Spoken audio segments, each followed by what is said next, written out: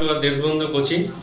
আজকে আমি যে টপিকটা পড়াবো সেটা হলো ইলেকট্রিক ডিসচার্জ মেশিনিং প্রসেস, এটাকে শর্টে বলা হয় ইডিএম।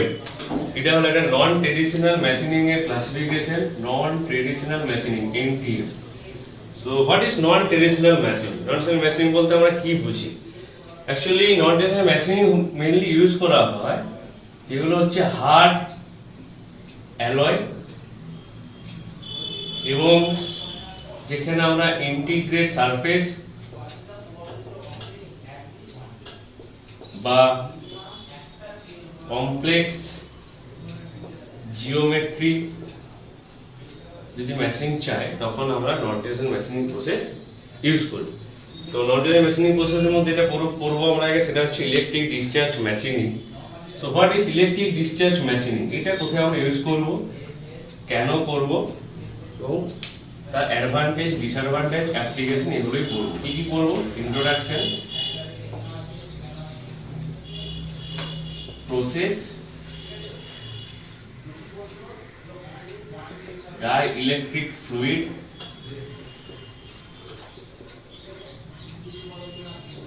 টুল ক্যারেক্টারিস্টিক,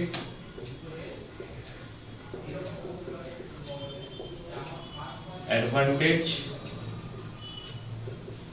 ডিসঅ্যাডভান্টেজ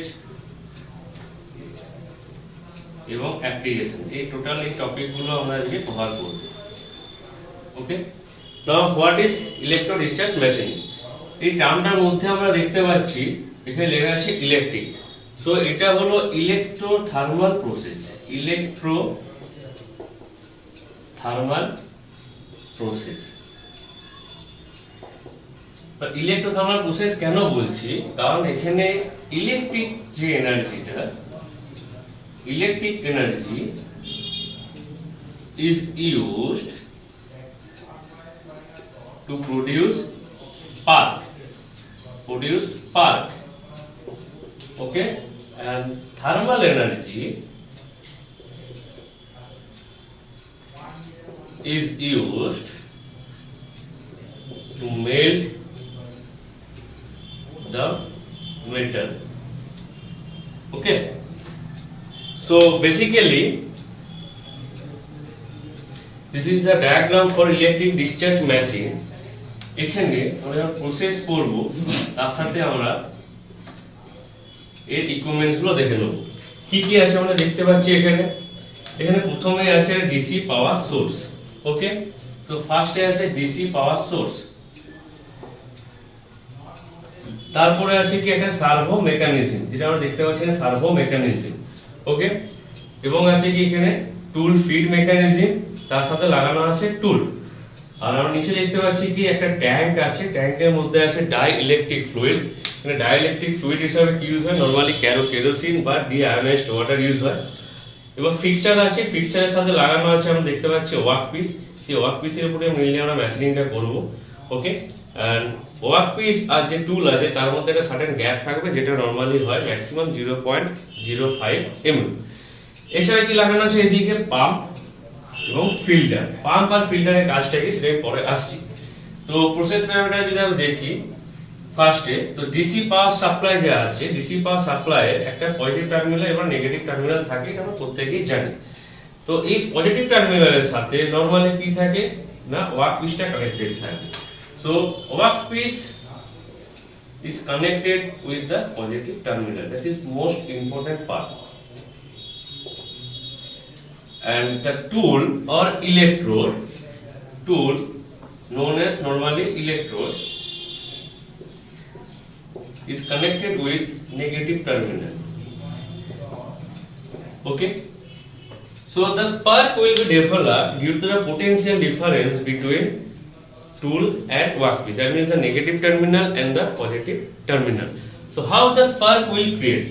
Spark কিভাবে তৈরি হচ্ছে, এটাই হলো এর main basic principal. How the spark will create. যদি স্পার্কটা কিভাবে তৈরি হচ্ছে আমরা জেনে যাই, তাহলেই বুঝতে পারবো মেশিনিং প্রসেসটা কিভাবে কমপ্লিট হচ্ছে। সো আমরা দেখতে পাচ্ছি কি যে ডিসি পাওয়ার সাপ্লাইয়ের সাথে নেগেটিভ টার্মিনালটা, সেটা হচ্ছে টুলের সাথে পয়েন্ট টার্মিনালটা আছে ওয়ার্কপিসের সাথে কানেক্টেড। তো যখনই আমরা এখানে পাওয়ার সাপ্লাইটা স্টার্ট করব, দ্যাট মিন্স যখন ইলেকট্রোস্ট্যাটিক ফোর্স এখানে ক্রিয়েট হবে, তখন কি হবে যে ইলেকট্রোডটা আছে নেগেটিভ টার্মিনাল, সেখান থেকে ইলেকট্রনগুলো বেরিয়ে আসবে, এটা আমরা প্রত্যেকেই জানি। এবং যে পজিটিভ টার্মিনাল আছে ওয়ার্কপিস, সেই দিকে ইলেকট্রনগুলো ছুটে আসবে। দ্যাট মিন্স নেগেটিভ আয়ন যেগুলো টুল থেকে বেরিয়ে সেটা যাবে ওয়ার্কপিসের দিকে, আর ওয়ার্কপিস থেকে পজিটিভ আয়ন যেগুলো আছে সেগুলো যাবে টুলের দিকে। ওকে, এবং এই এমিশনটাকে আমরা বলি নরমালি কোল্ড এমিশন। এমিশনটাকে বলা হয় কোল্ড এমিশন। এরপরে যখন এটা সার্টেন ভোল্টেজ, যেটাকে বলা হয় break down voltage, that is known as break down voltage, মোটামুটি 50 থেকে 450 ভোল্ট, এটা হয় ব্রেকডাউন ভোল্টেজ। সো এটা ডিপেন্ড করে যে ওয়ার্কপিস মেটেরিয়াল কি আছে, টুল মেটেরিয়াল কি আছে, এবং ডাইইলেকট্রিক ফ্লুইড কি আছে। সো এই প্যারামিটারের উপর ডিপেন্ড করে যে যখন আমরা ব্রেকডাউন ভোল্টেজে পৌঁছাবো, ওকে, দ্যাট মিন্স যখন ডিসি পাওয়ার সাপ্লাইটা 50 থেকে 450 ভোল্টের মধ্যে যাবে, তখন ডাইইলেকট্রিক ফ্লুইড যেটা আছে কেরোসিন বা ডিআয়োনাইজড ওয়াটার, সেটা ভেঙে গিয়ে এখানে পজিটিভ এবং নেগেটিভ আয়ন তৈরি করবে, পজিটিভ এবং নেগেটিভ আয়ন। ওকে, তো আমরা একটু আগে দেখলাম কি কোল্ড এমিশনের সময় যে নেগেটিভ আয়ন বা ইলেকট্রনগুলো নরমালি টুল থেকে বেরিয়ে ওয়ার্কপিসের দিকে যাচ্ছে। তো এই কোল্ড এমিশনে কিন্তু স্পার্ক তৈরি হবে না। স্পার্ক তৈরি হতে গেলে ডাইইলেকট্রিক ফ্লুইডটাকে প্রথমে আয়নাইজড হতে হবে। তো যখনই এটা ব্রেকডাউন ভোল্টেজে পৌঁছে যাবে, এটা আয়নাইজড হবে, সেই মুহূর্তে কি হবে যে ডাইইলেকট্রিক ফ্লুইডের আয়নের সাথে যে টুল এবং ওয়ার্কপিস বা যে পোটেনশিয়াল ডিফারেন্সের জন্য যে এখানে ইলেকট্রন চার্জ যেগুলো যাচ্ছিল ওয়ার্কপিসের দিকে, সেগুলো কোলাইড হবে। সেই কলিশনের জন্য এই যে নেগেটিভ চার্জ বা ইলেকট্রনগুলো যে টুল থেকে বেরোচ্ছিল, সেটা অ্যাক্সিলারেট হবে এবং ওয়ার্কপিসের দিকে ছুটে যাবে। ওকে, সো কলিশন এবং এই অ্যাক্সিলারেশনের জন্য এখানে যে স্পার্কটা তৈরি হবে, সেই স্পার্কটার জন্য এখানে থার্মাল এনার্জি হবে, এবং সেই থার্মাল এনার্জির জন্য যে মেটাল বা মেটেরিয়াল আছে সেটা প্রথমে ফিউশন হবে এবং ভ্যাপারাইজ হয়ে যাবে। Okay, so this is the way to create the spark, এবং কিভাবে মেটেরিয়ালটা ফিউশন এবং ভ্যাপারাইজেশন হয়ে মেশিনিং প্রসেসটা কমপ্লিট করছে। তো এখানে আমরা দেখতে পাচ্ছি যে ডাইইলেকট্রিক ফ্লুইডটা আছে, সেই ডাইইলেকট্রিক ফ্লুইডটার এখানে একটা বিশেষ কারণ আছে ডাইইলেকট্রিক ফ্লুইডটা কেন রাখা হয়। প্রথমে আমরা দেখতে পেলাম যে এটা পজিটিভ এবং নেগেটিভ আয়নে ভাঙছে। So there will be some properties for dielectric fluid. So basic properties for dielectric fluid. Okay, dielectric ফ্লুইডের কিছু বেসিক প্রপার্টি আছে। প্রথমে যে প্রপার্টিটা সবচেয়ে ইম্পর্টেন্ট সেটা হলো ডাইইলেকট্রিক ফ্লুইডটাকে টোটালি অক্সিজেন ফ্রি এনভায়রনমেন্টের মধ্যে রাখতে হবে। অক্সিজেন ফ্রি এনভায়রনমেন্ট কেন রাখতে হবে? কারণ আমরা জানি যদি অক্সিজেন ফ্রি এনভায়রনমেন্ট না থাকে তাহলে কি হবে, যে মেটেলটা আছে সেটা অক্সিডাইজেশন হয়ে যাবে।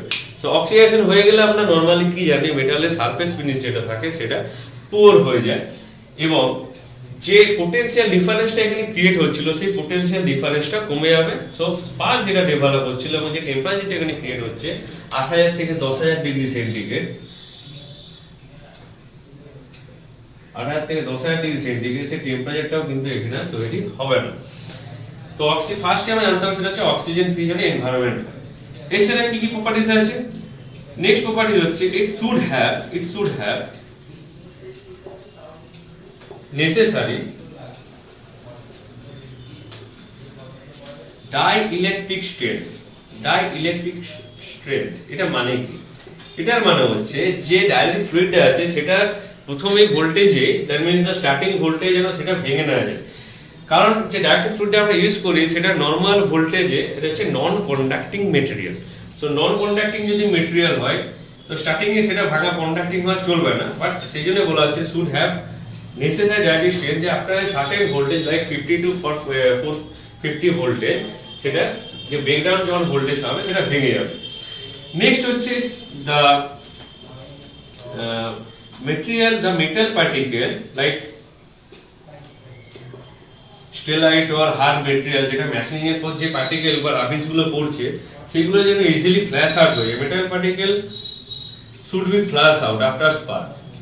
Okay, that is the most important properties for a dielectric fluid. কারণ আমরা এখানে দেখতে পাচ্ছি একটা পাম্প আছে এবং একটা ফিল্টার আছে। এই ফাংশনটা কি? কারণ এখানে যে পাম্পটা আছে সেই পাম্পটা কি করছে, এখানে ডাইরেক্ট ফ্লুইড আছে কেরোসিন বা ডিআয়োনাইজড ওয়াটার, সেটা কন্টিনিউয়াসলি থ্রু ফিল্টার হয়ে এটা টুল এবং ওয়ার্ক পিসের গ্যাপে একে স্প্রে করছে, যেটা স্প্রে করছে। তার মানে কি পাম্পটা হচ্ছে কি রিসার্কুলেট করছে ডাইরেক্ট ফ্লুইডটা, আর ফিল্টারটা কি করছে যে রাবিশ বা যে ডাস্ট পার্টিকেল বা আফটার মেশিনিং যে পার্টিকেলগুলো থাকছে সেটাকে ফিল্টার করে এখানে জমা করেছে, এটা আমরা পরে ওখান থেকে বের করে দিতে পারি এবং ফ্রেশ ডাইরেক্ট ফ্লুইডটা এখানে স্প্রে করবে। এছাড়া কি শুড হ্যাভ, আর কি প্রপার্টিজ থাকে, should have high melting point, high melting point, যাতে ইজিলি সেটা জ্বলে না যায় after getting 10,000 degree centigrade. Okay, and must be chemically inert and of course low viscosity.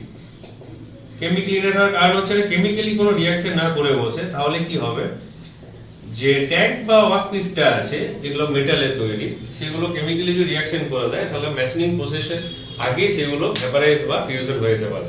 R low viscosity থাকার কারণ হচ্ছে যাতে ইজিলি ডাইরেক্ট ফ্লুইডটা থ্রু পাম্প এবং ফিল্টার হয়ে ইজিলি ফ্লো হতে পারে ওয়ার্কপিস এবং ইলেকট্রোডের গ্যাপে। তো ডাইরেক্ট ফ্লুইড নরমালি কি ইউজ করা হয়, যেগুলো ইউজ করা হয় সেগুলো হচ্ছে কি কি না, কার্বন বললাম, কেরোসিন এবং ডিআয়োনাইজড ওয়াটার। কখনোই ট্যাপ ওয়াটার ইউজ করা হয় না, কারণ ট্যাপ ওয়াটার আমরা জানি নরমালি সল্ট থাকে বা ইম্পিউরিটিস থাকে, তাতে কি হয় মানে ব্রেকডাউন ভোল্টেজ আসার আগে সে ইজিলি ভেঙে যায়, তো সার্কিটটা ক্লোজ হয়ে যায় এবং স্পার্কটা কিন্তু জেনারেট হয় না বা পটেনশিয়াল ডিফারেন্সটা তৈরি হয় না। কখনোই আমরা ট্যাপ ওয়াটার কিন্তু ইউজ করব না এখানে। নেক্সট আমরা পড়ব সেটা হচ্ছে টুল ক্যারেক্টারিস্টিক বা ইলেকট্রোড মেটেরিয়াল। সো যে ইলেকট্রোড আমরা এখানে ইউজ করি সেগুলোর কি কি বেসিক প্রপার্টিজ থাকা দরকার সেগুলো আমরা জানতে হবে। কি কি প্রপার্টিজ থাকা দরকার? ফার্স্ট হচ্ছে high thermal conductivity. High thermal conductivity, কেন হাই থার্মাল কন্ডাক্টিভিটি? কারণ ইজিলি যে টেম্পারেচারটা এখানে তৈরি হচ্ছে 18 থেকে 10 ডিগ্রি সেন্টিগ্রেড, সেটা যেন ইজিলি ফ্ল্যাশ আউট করে দিতে পারে, টেম্পারেচারটাকে ইজিলি ইলেকট্রোডের মধ্যে ছড়িয়ে দিতে পারে, সেই জন্য দরকার হচ্ছে হাই থার্মাল কন্ডাক্টিভিটি। নেক্সট হচ্ছে high electric conductivity.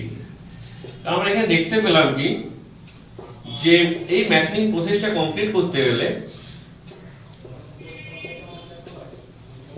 Material, job material এবং টুল মেটেরিয়াল দুটোকেই কিন্তু ইলেকট্রিক্যালি কন্ডাক্টিভ হতে হবে। ওকে, নন কন্ডাক্টিং মেটেরিয়াল এখানে কোনোভাবে মেশিনিং করা যাবে না, এবং টুলটাকে হতে হবে অবশ্যই কন্ডাক্টিভ মেটেরিয়াল এবং সেটা অবশ্যই হাই ইলেকট্রিক কন্ডাক্টিভিটি থাকতে হবে, যে ইজিলি যে ভোল্টেজটা আছে সেটা through out the material, tool material সেটা পাস করতে পারে, কারণ রেজিস্ট্যান্সটা যেন কম হয়। নেক্সট কি মেটেরিয়াল যেটা ওয়্যার প্রপার্টি সেটা যেন মিনিমাম থাকে। সো ওয়্যারনেস প্রপার্টি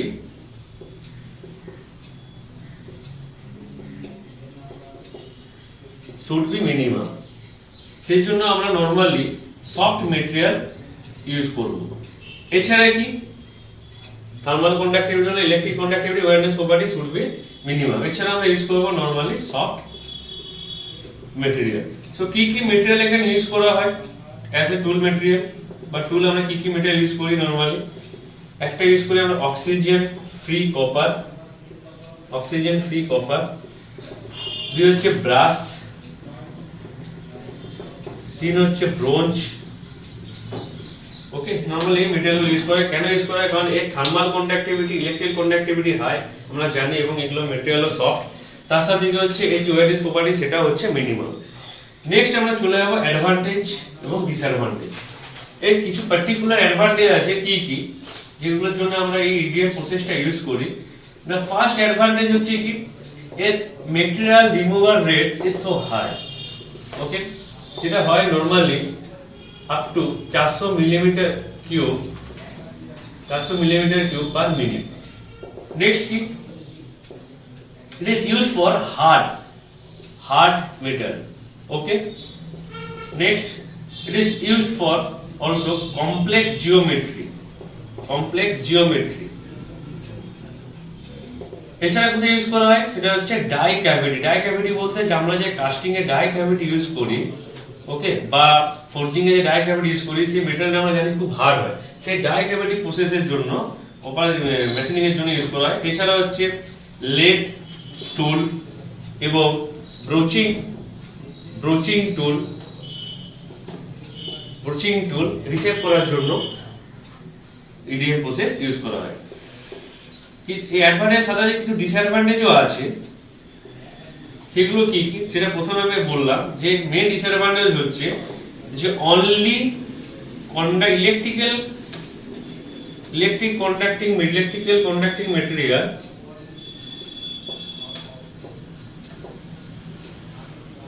আমরা এখানে ইউজ করতে পারবো, অনলি ইলেকট্রিক্যাল কন্ডাক্টিং মেটেরিয়াল।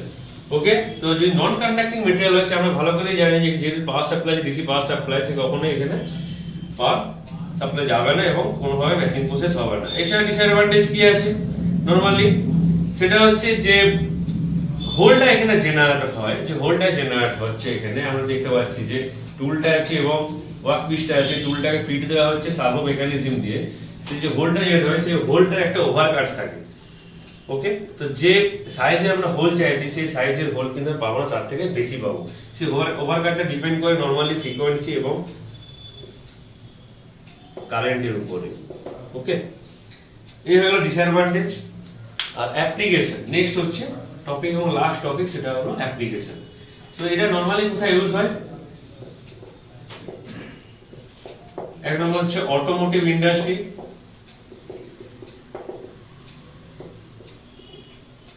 এছাড়া কোথায় হয়, it is used for hard metal. Okay, এছাড়া রোবোটিক্স,